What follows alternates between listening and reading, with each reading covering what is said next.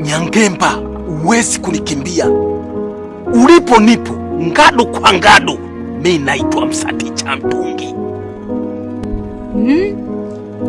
Wewe tena umejipanga na sasa mbele.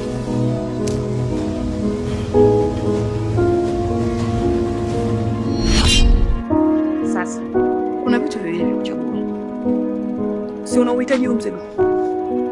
Eti unauhitaji? Kama unauhitaji mzigo, naomba niletee hizi, na utakaponiletea navua nguo yangu, huu mwili wangu na kukabidhi wewe. Wow. Hivi ina maana Sonia, nitakapoleta mzigo nitafanikisha jambo langu? Namaanisha hivi, utakaponiletea mzigo wangu, huu mwili wangu ni mali yako wewe. Nakusubiria nyumbani. Karibu.